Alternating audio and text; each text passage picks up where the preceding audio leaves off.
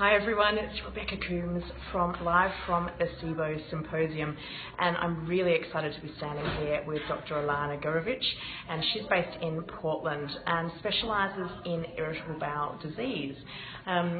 I'd just love to talk to you a little bit about irritable bowel disease and how you go about treating that in particular, and the correlation with IBD and SIBO. So my history is at 19, I was diagnosed myself with Crohn's disease. Okay. I was working with a naturopath at the time. I was lucky enough to be in Connecticut, and a naturopath saved my life. Yep. And so when I started in naturopathic medicine, I very easily understood the power of treating an autoimmune condition which is lifelong and very difficult to control with natural remedies, which for me personally worked more effectively than using the medication. Yeah. So when I'm thinking about my inflammatory bowel disease patients, what I'm thinking about is what are the underlying causes? Is it a microbiome disorder, which is where SIBO comes into play? Is it an inflammatory system that's completely out of control? Is it a food allergy, or is it a food intolerance that's causing the problem? Is it stress? Where's the mindfulness base of it? Because all of those will affect both SIBO and inflammatory bowel disease, but really, if all those are out of control, you're not going to have any control of your disease.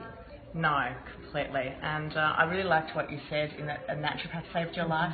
It's exactly what happened to me after years and years of seeing general practitioners and having millions of tests, and they all came back and showed that I was healthy, yet I was seriously ill.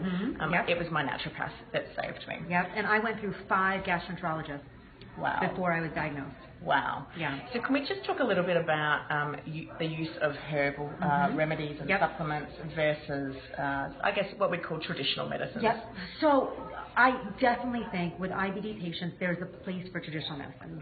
I have patients who, unfortunately, I can't get under control. Medication sometimes can't get under control. Bowel resection doesn't get them out of control. That being said, that's more the 10% ladder. If you have people learn to live like humans, and you give them nutrition, and you give them herbs, which we evolved. I think Dr. Jacoby said we evolved with herbs. We did, yeah. Your body knows what to do with that, and especially if we take away the factors of pesticides and chemicals and poisons, and the herbs know what to do. And what it comes when SIBO first came out, I did a lot of antibiotics. And I was like, oh my God, this is going to solve everything. It's going to be amazing. And I think people got worse, and people started showing up with methane that didn't have methane before. So I had to come to this place where I think I was probably doing more harm than good. And I don't really, using the herbs, I don't really think I'm doing more harm than good anymore. I think either nothing happens or they get better, but I'm not worried that they're going to get worse, which as a physician, you never want to hurt your patient. No, exactly. Yeah. And what do you see in terms of the correlation between IBD and SIBO? Huge. I think it usually plays a part. So if you have small bowel Crohn's disease, which 80% of Crohn's disease is small bowel, you have to look at SIBO as you have to look at bacterial overgrowth, which is a microbiome change as part of the etiology. And it's not just naturopaths who are saying this. If you look at UpToDate or any of the standard medical references, they are saying this is a microbiome disorder. What they're not jumping to is it's a microbiome disorder, so don't use antibiotics. But they are saying it's a microbiome disorder that originally starts this condition. Right. So SIBO is a big, SIFO is part of this. Yep. And the other thing that I like about herbs is that I'm treating funguses. I'm treating bacteria. I'm treating viruses. And a lot of them are bitters, which means I'm upregulating digestive function. It's just win-win-win-win-win. It's just win-win-win-win-win. I agree. And I treated my SIBO just with herbs and diet and then lifestyle modification.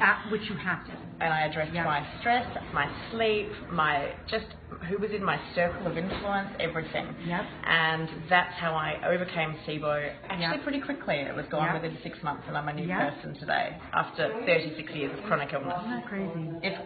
It's actually not crazy. It's just that we let our bodies do the work that they're trying to do. And we don't really live like humans anymore. No, exactly. Yeah. Thank you so much for your time today, for spending a few minutes with us. And if you're after any more live updates from the SIBO Symposium, I'm live tweeting at The Healthy Gut, and there'll be plenty more videos coming shortly. Thanks, everyone.